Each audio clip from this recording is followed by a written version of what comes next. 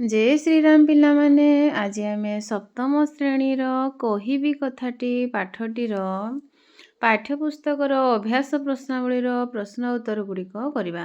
ताहले चल पिलामाने स्टार्ट करवा। नंबर 1 क प्रश्न माँ पुओ को कौन कही संबोधन करिसंती? आंसर साधारणतः माँ तार शिशुपुत्र को स्नेह और आदर रे नाना नाम रे संबोधन करिथाए।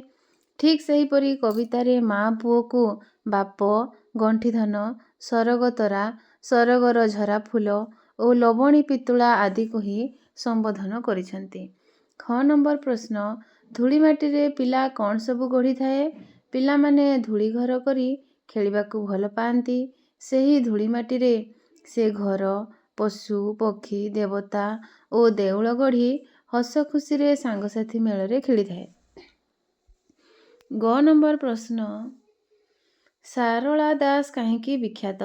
झंकड़ पुरवासी माँ सारलांक अपार करुणारू सारला दास ओडिया भाषा रे महाभारत, चंडीपुराण और बिलंका रामायण आदि ग्रंथ रचना करी ओडिया साहित्यर आदिकवि सम्मान रे सम्मानित। तांकु मध्य माटीर महाकवि शूद्रमुनि बोली कहा जाए। घ नंबर प्रश्न प्राचीन ओडिशार केते जण वीरंक नाम कुह? प्राचीन ओडिशार वीरपुत्र मानक मध्य महामेघवाहन ऐर खारवेल, कांची विजयी गजपति पुरुषोत्तम देव, जगन्नाथ मंदिर निर्माता अनंग भीमदेव एवं केसरी वंशर श्रेष्ठ राजा जजाति केसरी आदि नाम उल्लेखयोग्य। व नंबर प्रश्न ओडिशार 3टी प्राचीन मंदिर नाम कुह? प्राचीन ओडिशार शिल्पीकूल बहु मंदिर निर्माता थिले। सेथिमध्यरु पुरीर विश्व प्रसिद्ध जगन्नाथ मंदिर, कोणार्कर सूर्य मंदिर एवं भुवनेश्वर लिंगराज मंदिर अन्यतम।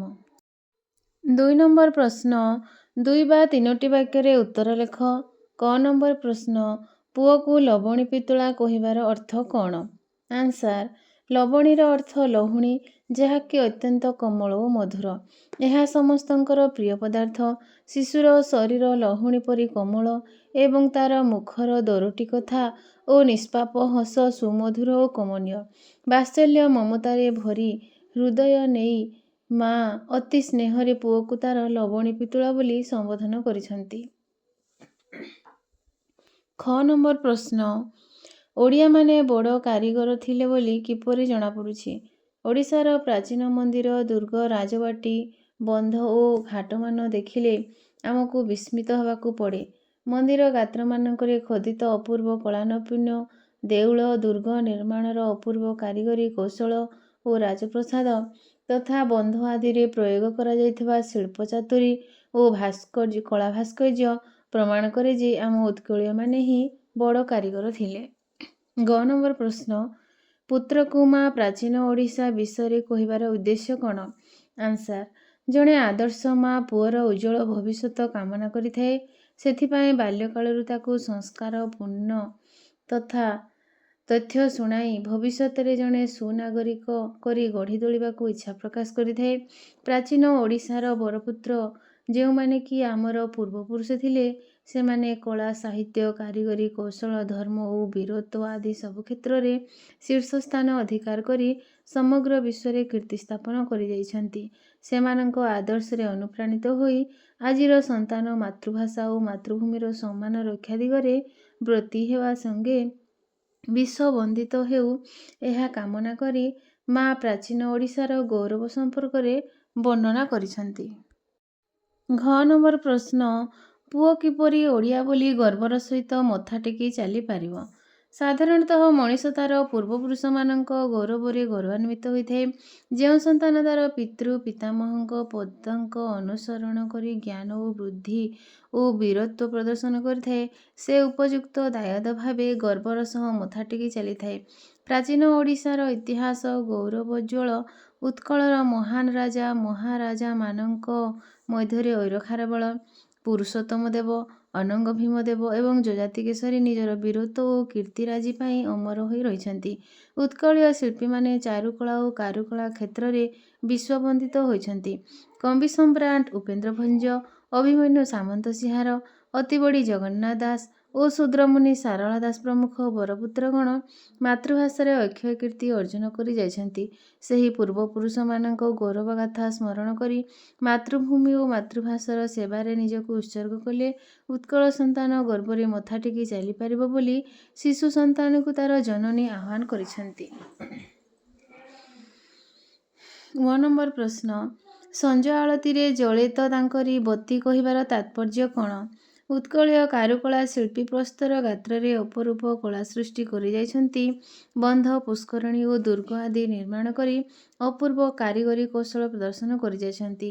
ପୁରୀର ଜଗନ୍ନାଥ ମନ୍ଦିର, କୋଣାର୍କର ସୂର୍ଯ୍ୟ ମନ୍ଦିର ଏବଂ ଭୁବନେଶ୍ୱର ଲିଙ୍ଗରାଜ ମନ୍ଦିର ଦେହରେ ନିହାଣ ମୁନରେ ଶୋଭା ପାଉଥିବା ବିସ୍ମୟକର କଳା କୌଶଳ ଦର୍ଶକଙ୍କୁ ବିମୁଗ୍ଧ କରିଥାଏ। ଏତଦ୍ ଭିନ୍ନ ମନ୍ଦିରର ରାଜ୍ୟ ଓଡ଼ିଶାର ପୁରପଲ୍ଲୀରେ ସନ୍ଧ୍ୟା ଆଳତୀ ବେଳେ ଲକ୍ଷ ଲକ୍ଷ ଭକ୍ତ ପର୍ଯ୍ୟଟକ ମନ୍ଦିର ସମ୍ମୁଖରେ ସମବେତ ହୋଇ ଭକ୍ତି ଅର୍ଘ୍ୟ ଅର୍ପଣ କରୁଥିଲା ବେଳେ ମନ୍ଦିରର ସୌନ୍ଦର୍ଯ୍ୟରେ ବିମୋହିତ ହୋଇ ଶିଳ୍ପୀ ଓ କାରିଗରମାନଙ୍କ ନିର୍ମାଣ କୌଶଳର ଜୟଗାନ କରିଥାନ୍ତି। ପ୍ରାଚୀନ ଓଡ଼ିଶାର ପ୍ରସ୍ତର ଶିଳ୍ପକଳା ଉତ୍କଳୀୟମାନଙ୍କୁ ଗର୍ବିତ କରିଥାଏ। 3 ନମ୍ବର ପ୍ରଶ୍ନ, ସରଳ ଭାଷାରେ ବୁଝାଇ ଲେଖ। କ. ପଥର ଉପରେ ଆଙ୍କିଛନ୍ତି ଛବି ଅପରୂପ ମନୋହର। ପ୍ରଦତ୍ତ ପଦ୍ୟାଂଶଟି ପଠିତ ସାହିତ୍ୟ ବହିର କହିବି କଥାଟି ଶୀର୍ଷକ କବିତାରୁ ଉଦ୍ଧୃତ। ଏଠାରେ ନାରୀକବି କୁନ୍ତଳା କୁମାରୀ ଓଡ଼ିଶାର ପ୍ରାଚୀନ ମନ୍ଦିରମାନଙ୍କରେ ପରିପୃଷ୍ଟ ଅପରୂପ କାରୁକଳା ତଥା କାରିଗରୀ କୌଶଳ ସମ୍ପର୍କରେ ବର୍ଣ୍ଣନା କରିଛନ୍ତି। ଏକଦା କଳାକ୍ଷେତ୍ରରେ ଉତ୍କର୍ଷ ଲାଭ କରିଥିବା ଓଡ଼ିଶାର ପ୍ରାଚୀନ ନାମ ଥିଲା କଳିଙ୍ଗ। ଉତ୍କଳୀୟ ରାଜା ମହାରାଜାମାନେ ଉତ୍କଳର ପୁରପଲ୍ଲୀ ଓ ନଗରମାନଙ୍କରେ ବହୁ ମନ୍ଦିର, ପୁଷ୍କରିଣୀ, ବନ୍ଧ ଓ ଦୁର୍ଗାଦି ନିର୍ମାଣ କରିଯାଇଛନ୍ତି। ପୁରୀର ଜଗନ୍ନାଥ ମନ୍ଦିର, କୋଣାର୍କର ସୂର୍ଯ୍ୟ ମନ୍ଦିର ଏବଂ ଭୁବନେଶ୍ୱର ଲିଙ୍ଗରାଜ ମନ୍ଦିର ଆଦିର ପ୍ରସ୍ତର ଗାତ୍ରରେ ଓଡ଼ିଆ ଶିଳ୍ପୀ ବିସ୍ମୟକର କଳା ସୃଷ୍ଟି କରିଯାଇଛନ୍ତି। ପଥରରେ ଖୋଦିତ ମୂର୍ତ୍ତି, ପଶୁ, ପକ୍ଷୀ, ବୃକ୍ଷ, ଲତା ଆଦି ଦେଖିଲେ ଓଡ଼ିଆ ଶିଳ୍ପୀମାନଙ୍କର ଜୀବନ୍ତ କଳା ନୈପୁଣ୍ୟ ତଥା କାରିଗରୀ କୌଶଳକୁ ପ୍ରଶଂସା ନ କରି ରହିହୁଏ ନାହିଁ। କଳା ଓ ସ୍ଥାପତ୍ୟରେ ଓଡ଼ିଆ କାରିଗର ଓ ଶିଳ୍ପୀମାନେ ଯେଉଁ ମନୋହର ଛବି ଖୋଦନ କରି ଯାଇଛନ୍ତି, ତାହା ସାରା ବିଶ୍ୱରେ ବିସ୍ମୟ ସୃଷ୍ଟି କରିପାରିଛି। ସେମାନଙ୍କର କାଳଜୟୀ କୃତି ସ୍ମରଣ କରି ଆମେ ଗର୍ବିତ ତଥା ଗୌରବାନ୍ୱିତ ହୋଇଥାଉ। ଗୁମ୍ଫାମାନଙ୍କରେ ଖୋଦିତ ଶିଳାଲିପି ଠାରୁ ଆରମ୍ଭ କରି ମନ୍ଦିରମାନଙ୍କରେ ଅପୂର୍ବ କାରୁକାର୍ଯ୍ୟ ସେମାନଙ୍କ ଅପୂର୍ବ ସୁନିପୁଣ କଳାକୃତିର ମୂକସାକ୍ଷୀ ଭାବେ ଉଭା ହୋଇଛି। ଖ ନମ୍ବର ପ୍ରଶ୍ନ, କିଏ ସରି ହେବ ଗୁଣଜ୍ଞାନେ ତାଙ୍କୁ କିଏ ସରି ହେବ ତେଜେ? ପ୍ରୋକ୍ତ ପଦ୍ୟାଂଶଟି ନାରୀକବି କୁନ୍ତଳା କୁମାରୀ ସାବତଙ୍କ ରଚିତ କହିବି କଥାଟି ଶୀର୍ଷକ କବିତାରୁ ଆନୀତ। ଏଠାରେ କବି ପ୍ରାଚୀନ ଉତ୍କଳର ରାଜା ମହାରାଜାମାନଙ୍କ ଅପୂର୍ବ ଶୌର୍ଯ୍ୟ, ବୀର୍ଯ୍ୟ, ବଳ, ବିକ୍ରମ ଉପରେ ଆଲୋକପାତ କରିଛନ୍ତି। ପ୍ରାଚୀନ ଉତ୍କଳର ଇତିହାସ ଗୌରବୋଜ୍ଜ୍ୱଳ। ଏ ରାଜ୍ୟରେ ମହାମେଘ ବାହନ ଐରକାରବଳ,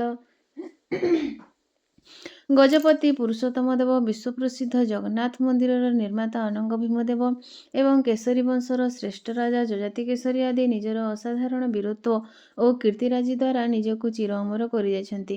ପୁତ୍ର ସମ୍ମୁଖରେ ସେହି ମହାନ୍ ବ୍ୟକ୍ତିମାନଙ୍କର ଅକ୍ଷୟ କୀର୍ତ୍ତିମାନ ଉପସ୍ଥାପନ କରି ସେମାନଙ୍କ ଆଦର୍ଶରେ ଅନୁପ୍ରାଣିତ ହେବା ସଙ୍ଗେ ସଙ୍ଗେ ହୃଦୟରେ ଦେଶପ୍ରୀତି ଜାଗ୍ରତ କରିବାକୁ ମା ତାର ସନ୍ତାନଙ୍କୁ ଆହ୍ୱାନ ଦେଇଛି। ବଳ, ବିକ୍ରମ ଓ ବୀରତ୍ୱରେ ଆମ ପୂର୍ବପୁରୁଷଙ୍କ ସହ କେହି ସମକକ୍ଷ ହୋଇପାରି ନଥିଲେ। ସେଥିପାଇଁ ଗଙ୍ଗାଠାରୁ ଗୋଦାବରୀ ପର୍ଯ୍ୟନ୍ତ ବିସ୍ତୃତ ଥିଲା ଆମ ରାଜ୍ୟ। କେବଳ ବୀରତ୍ୱ ଗରିମା ନୁହେଁ, କଳା, ସାହିତ୍ୟ, ସଂସ୍କୃତି ଓ ଧର୍ମ ଭାବନା ସମସ୍ତ କ୍ଷେତ୍ରରେ ସେମାନେ ଥିଲେ ଅଦ୍ୱିତୀୟ।